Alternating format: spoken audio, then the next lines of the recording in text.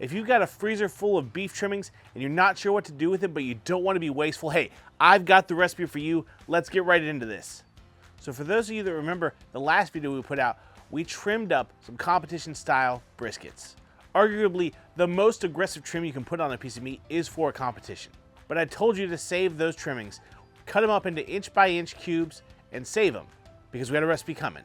Well, today's the day. It's time to make some incredible Wagyu brisket beef stew. Let's go ahead and start by firing up our Akorn Kamado. I love this cooker so much, and it's been a while since you've seen it, but it's always in the rotation at my house.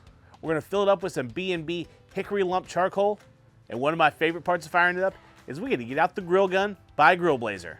If you've never seen the grill gun, this is all the explanation you need for why you want one. Now there is a 10% discount link down in the description below. If you need to get yourself a grill gun, and trust me, you do. We'll go ahead and add a few pieces of B&B hickory because we're going to smoke this beef stew a little bit. Put our plate setter back in place, get the grate set up, and we're going to bring this thing up to about 350 or 375 degrees. While that's coming up, we've already got our Wagyu brisket trimmings cut up. We're going to go ahead and cut up one medium-sized onion,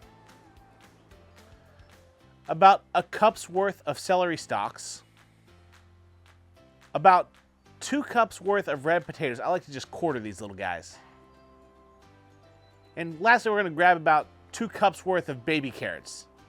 Now, if you want to get big carrots and cut them down, that's fine, whatever. I'm lazy. This is an easy recipe. Baby carrots for me. Just like that, with our Wagyu brisket thawed out of the freezer, we're ready to go. We're just going to add a little bit of Cosmos Q SPG to this brisket trimmings. That's all we're adding because we're going to use just a package of McCormick's beef stew mix. Like I said, extra simple. Since we're barbecuers here, we'll grab a shaker bottle filled up with 24 ounces of water, add our McCormick's package to it, give it a shake, and let that come together. With our Akorn running at about 370, I'm going to go ahead and put a 5-quart cast iron Dutch oven on there and let it get hot. The whole reason we want to let it get hot is because we're going to brown this brisket meat before we start cooking it as a stew and braising it down. And we'll drop our Wagyu brisket in. Just give it about, I don't know, 10-ish minutes to rotate around that bowl. Give it a stir every once in a while. Just brown all the surfaces. When it looks about like this, we're going to go ahead and add all of our veggies to the pot and our 24-ounce mixture of the beef stew seasoning liquid. Close the lid, and just like that, we're practically done. It's going to be about 2 hours. And every half hour, hour, whatever you like, just go out and give it a stir. Let everything stir up because we're going to evaporate some of that moisture out, which is going to thicken that stew up, which I like, but we also want to keep everything pretty well covered in that liquid.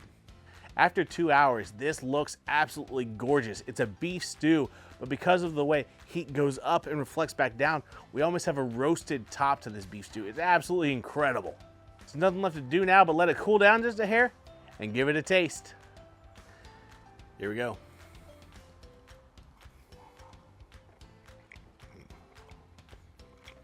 That is perfect. I can't begin to describe to you how good that Wagyu beef in a beef stew is.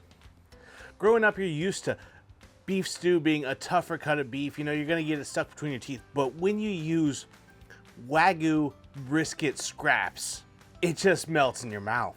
On top of that, the way we did this, we got a little bit of smoke into that juice, onto those vegetables, onto the meat as it was up above the liquid. But it's just a hint, not enough to really change the dish entirely, just adds a whole new level to it. This is currently my new favorite dish to cook, and it's so easy.